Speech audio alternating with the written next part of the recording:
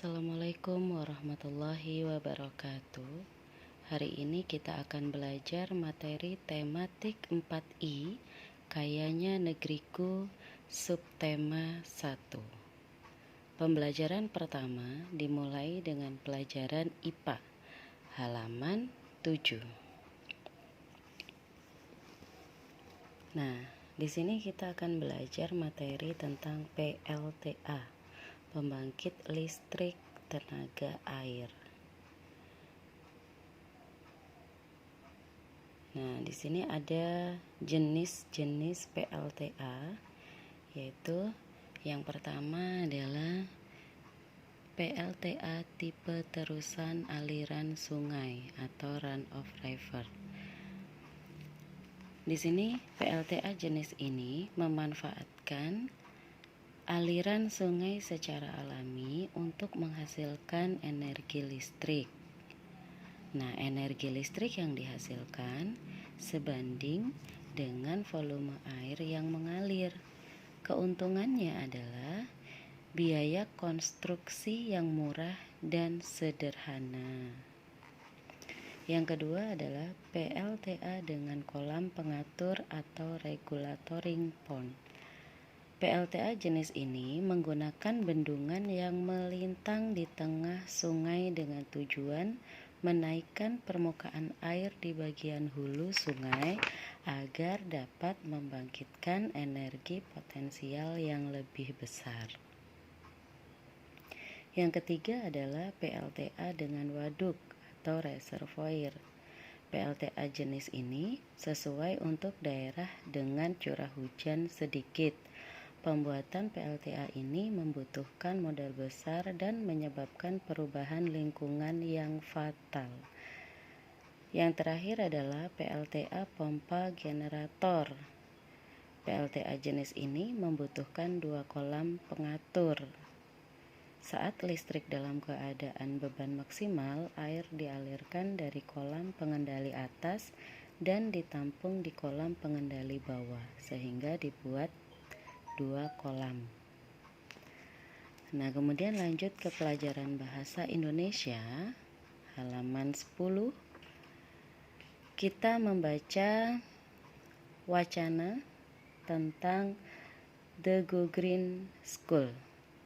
Nah, nanti anak-anak baca materinya, kemudian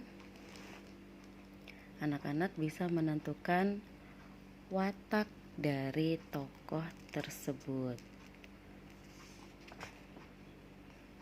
Kemudian dilanjut ke pelajaran IPS, halaman 12 tentang lingkungan.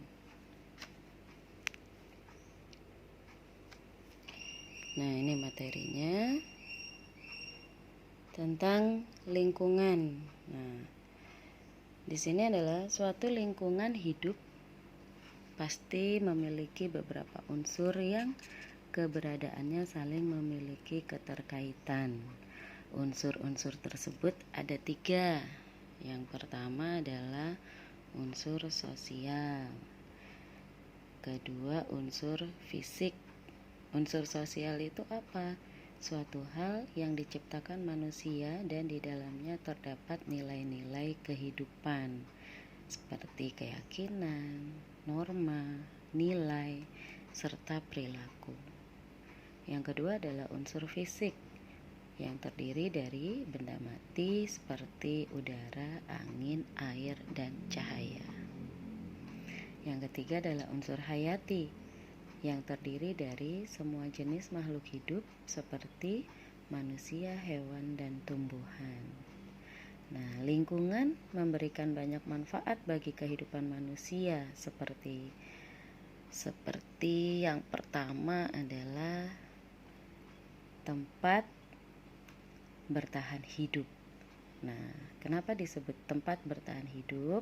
Karena lingkungan menyediakan beberapa manfaat untuk kita. Pertama adalah ketersediaan air untuk kita gunakan sehari-hari seperti mandi, makan, mencuci, dan memasak. Kemudian ketersediaan sinar matahari yang sangat bermanfaat sekali.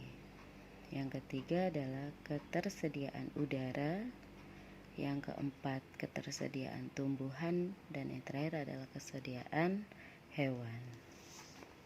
Yang kedua adalah sebagai tempat bersosialisasi.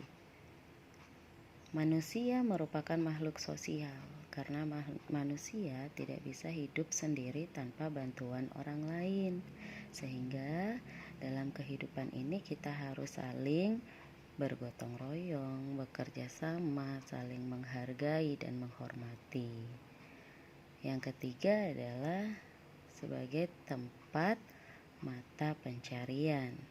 Nah, lingkungan menyediakan sumber daya alam yang dapat dimanfaatkan oleh manusia seperti hewan, tumbuhan, dan barang tambang. Nah, hewan dan tumbuhan yang diolah dalam proses pertanian, perkebunan, peternakan, dan kelautan, sementara bahan tambang dimanfaatkan oleh manusia sebagai bahan bakar, perkakas, dan perhiasan. Yang keempat adalah sebagai tempat rekreasi. Nah, tujuan rekreasi apa? Melepaskan rasa bosan atau stres. Oleh karena itu, manusia kadang-kadang pada saat weekend atau pada masa-masa tertentu pasti membutuhkan suasana baru, yaitu pergi ke tempat rekreasi untuk melepaskan penat.